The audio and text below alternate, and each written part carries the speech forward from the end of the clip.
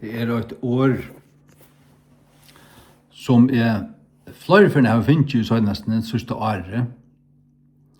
Det bare poppar opp og kommer atter og atter feita, bare som mannakod, men også tar jeg bie og kjenner jeg har en talere til tilmøyna. Og fyrir kongabøg nudjo vers 3. Det tar Salomon hei byggt Salomons temple og hei innvoja til Herrans.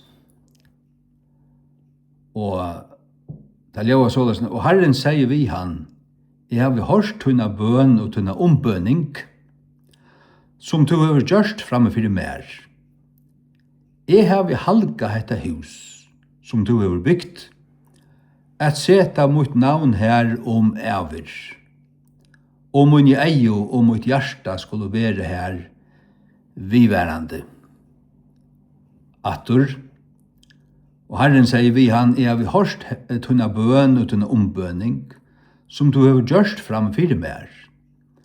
Jeg har halga hetta hus som du har byggt, at seta mot navn her ever, og mun i eio og mot hjärsta skulle være her viværande. Og det som jeg kjenner, tar jeg feiet her til at hus Herrans til føreska King James, som nu kommet ut, og god halgar til, og han setter sitt navn her ever. Hva er Guds navn til Jehova? J-E-H-O-V-A-H. Herren øyder ikke bare Herren, Herren bare en titel. Hva øyder Herren? Han øyder Jehova. Det stender skjeiferer i King James Bibelen. Guds navn kom jo i Guds bok. Så hetta Guds bok. Guds navn her, og Herren sier om mun i eio og mot hjärsta, Guds eio og Guds hjärsta, skulle være her viværande, fortsettande, viværande. Så Herren bor i sin åre, Guds ande og Guds år arbeider saman, ta Guds år være lise. Så er det at det ikke vil brukt i hesten mannhøyden, så vil det lise hjemme ved hus. Folk sier meg, ja, jeg finner ikke tøyna, takk for det. Hun ligger av nattbåren. Jeg liser jo en kvart kvall til søstene. Ja, til akkurat her hun skal ligge, og til akkurat her som skal hente. At hun leser, du eter henne, så blir jeg god å bruke henne. Og vise der at han bor ui her, og han taler jøkken etter år, heter livande. Og heter det som Herren giver meg, og heter det som er lukket som stand i å, mer enn ikke annet nå om det han er. Jeg leser atter 4 kongabøk, nudjo troi. Og Herren sier vi han, jeg har vi hørt tunna bøn og tunna ombøning, som du har gjørst framme fyrir mer. Jeg har vi halga hetta hus, som du har byggt. Jeg seta mot navn her ever, og min i eio og mot hjärsta skulle være her viværande. Halleluja.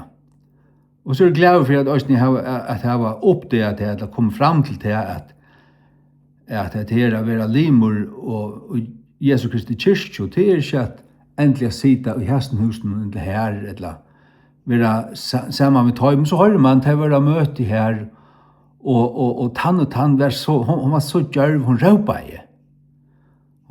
i, og en kona tala i, og hun råpa i, og klokka i alt, og jeg rister bare at vet jeg ikke til at koner ikke øye være lærere i Guds møgnhøyde, altså. Og Paulus sier, jeg gjør ikke kvinner lov til at tala, eller være tilregnet myndelaget med mannen, men jeg være kvirre. Og så heldur man stor møter og sånne, og så en kvinna talar inn, altså. Og hun råpa som en mæver. Nei. At det kan jeg slett ikke respektere. Jeg kjenner bedre til bøkene som god er givet okken, hva hun sier om tingene.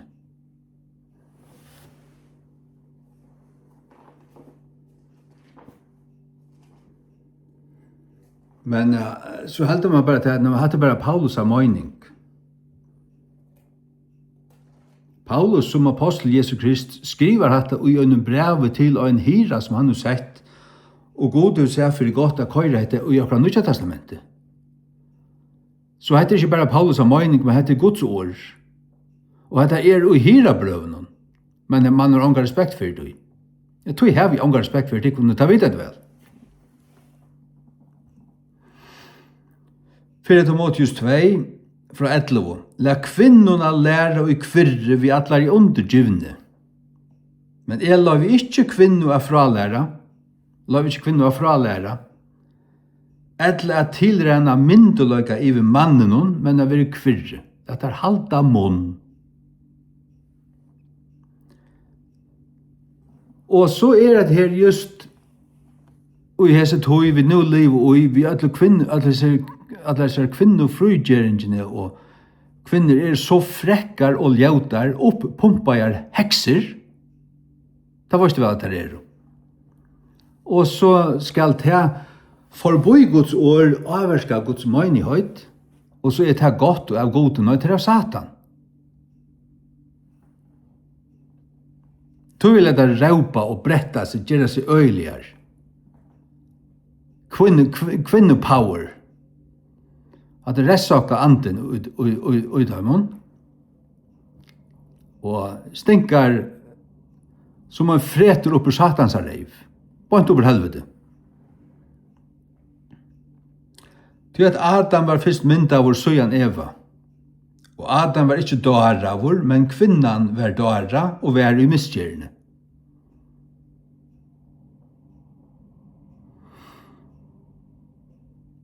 Og først ut i oppenberingene så sagt du til at Jesus hei til møte møgnøyden ut til Tøyro at han lovde Jezabel at lære. Og at vittløya tænare hans til å fremja hårdom og eta loter slater av her skolkoden. Det første som han hei møte om, det var til at han lovde henne at fralære. Det burde vite bedre langt her. Men det var et møgnøyden til Heina Lutzen ikke. Her ser man til inn i tar heimasøy, eller YouTube-søy, at her en kvinna som heldur en 5 parstar til setter spurningen, øya kvinner ikke et, bla bla bla. Det akkurat det samme som Jekan Zakariasen helt for 20 år siden. Altså, Guds år sier 8, men man heldur fyrirlestere som egentlig, jeg hever god noe sagt. Jeg synes ikke Satan og jeg snær på en av veien. De lovar Satan inn, oppa talarstolen. Jeg velte ødlene høtte, og så det til, men, altså, det kan ikke på tøy. Ja, men hatt å skrive en tøy og bla bla bla bla bla bla. Det stender en her. Hatt det vært for tungt. Hatt det kunne vi ikke gavtekka. Jeg tåler ikke til at du skriver Bibelen i kaltkine sånn egg. Sånn det King James Bibelen. Så det alls av Bibeløysene. Hun har alt skrivet kaltkine. Det gamle at man skilte det sånn at kaltkine det definerande. Det ikke kvarskekine som definerande. Mævur kaltkins ord, og merker i første leie kallmævur, og i ørenleie menneska. God skapte mann i sin egne mynd, men så stendet det også at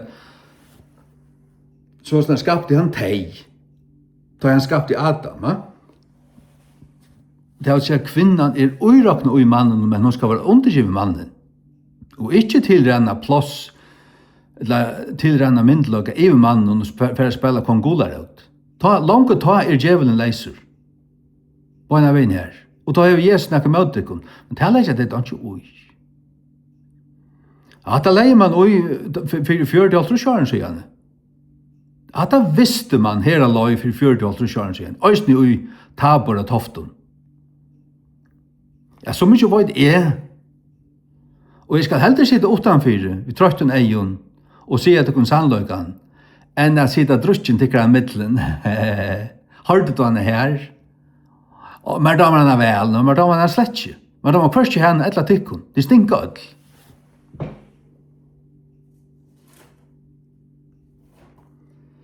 Og til ungen profeter eller andlige tykker av middelen. Hvis det var nekker profeter eller andlige tykker av middelen, så hadde du virkjent at dette er bøyen ikke herren.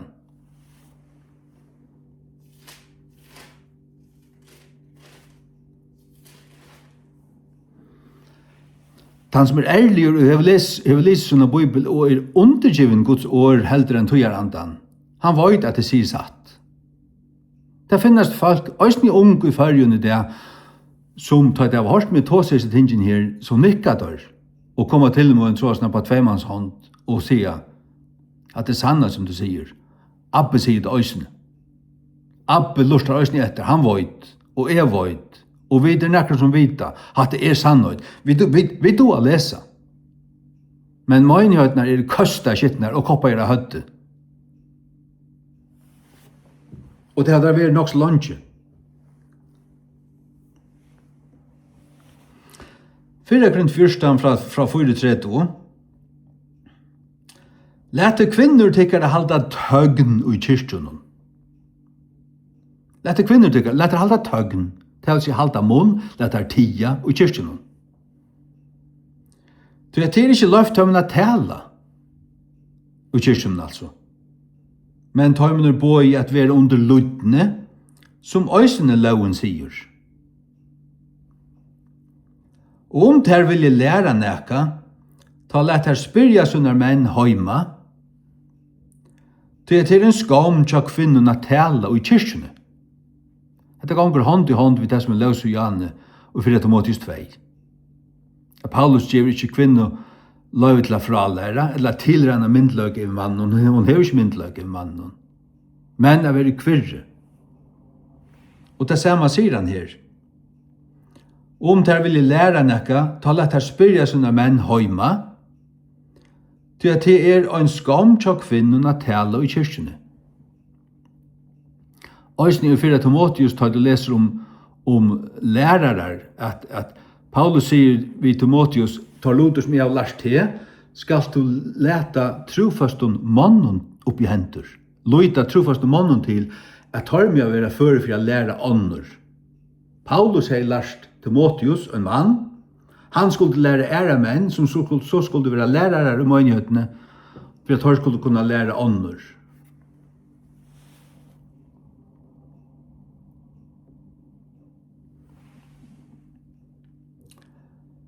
Så sier han, om der vil lære han ikke til at jeg spyrer sånne menn heima, til at det er en skam til kvinnerne til kyrkjene, ja. Kvært kom Guds ord ut fra tikkun, eller kom til tikkun øynans. Om onker halte seg være en profet, eller antlian, ta let han virkjenne at det tingene som er skrivet tikkun, er jo bøyene tja herran. Hetta som han skriver her, hette bøyen til herran, hette herrans vilje, øysene i Nye Testamentet, øysene i kyrkjene, ikke bare jødiske kyrkjene, men enn i høtninga kyrkjene. Heldig du være profet eller antlian, så skal du virkjenne det her. Og det er ikke ensamalt. Dette finnes det utsøkende alt Nye Testamentet. Jesus valde seg 12 apostlar, som alle var menn. Han sendte 2 ut av prætika. Så kom Paulus, han valde seg kvann, Silas, han valde seg Timotheus. Hvor valde Jesus seg ikke 6 kvinner og 6 menn til apostlar?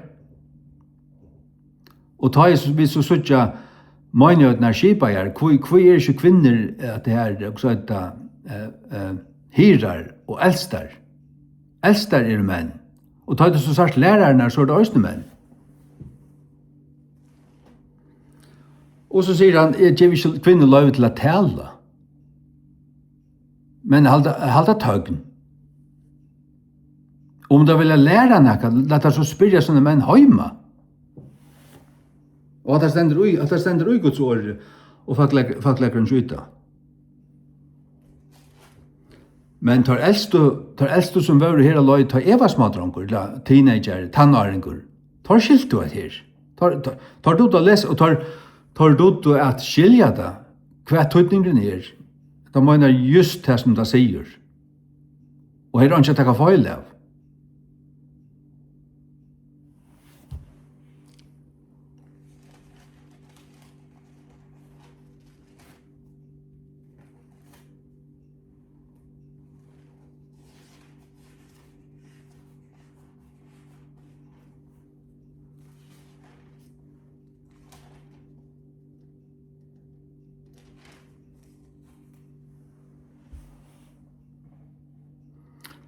Åpenberingen 2, nøytjan, veit verktøyne og velvild og tjenest og trygg og tålmøytøyne og verktøyne, og henne sørst du at være fløyre enn det første. Korsten har vi nøkker få ting i møtet her. Tøy at du løyver hese kvinnen i Jezebel, som kallar seg profetinno, fralæra. Og tøla. Han har 2 ting i møtet igjen her. Møt kyrkene. At han løyte Jezebel fralæra. Da burde ikke ha løyte henne fralæra. Og det hever sånne på i Nytt Testamentet. 4 Korinther 14 og 4 Timotheus 2. Og ta en så fralærde, så tølte jo tjenere Jesus fremme siløse, og at et av ting som slater av fra skurkoden.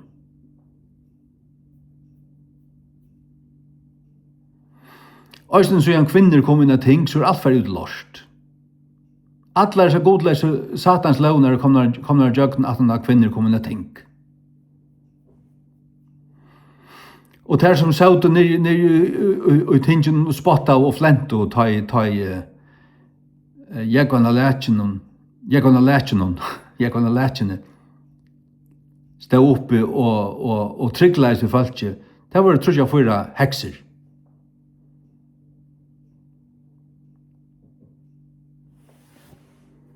Så det akkurat det samme her. Det akkurat det samme her. Og jeg var til høysten fra mannen som som har sittet som eldstar i misjonshusen, at så gjerne kvinnerne kom inn og styrre, og det har alltid styresfund om imens ting. Det bare endalest klantor i japp. Og det er ikke fri i nøkken, det er ikke før var det sånn at han var en unge med at ta søvde mennene her, og ta komme samt om ting, og ta det til vårt. Så det sånn, ja. Alle slå på til årene, og ta lust at hver en øyntåsa i senn, og ta var viring, og alvar som iver atlån, og mennene styrte, og ta ble størst ratt. Sen konen kom inn, så alt bare, alt stinker av kvinnepisse. Og det var Guds ord i møte til kun. Og til å legge at det ikke er et øyneste petti ui, til å legge er ikke et øyneste petti ui til kun. Det stinker. For den øyneste øyneste kun.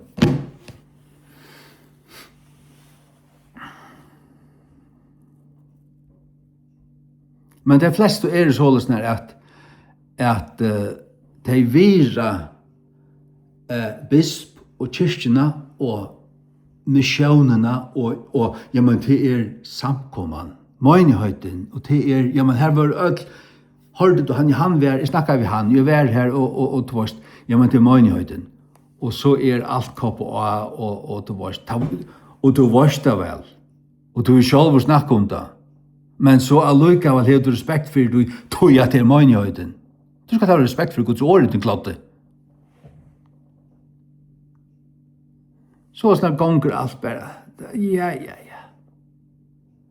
Jo, jeg var her. Konan røpte. Hun stod oppe i talerstolen, jailet, og jeg fikk å sjokk. Gjev meg kraft.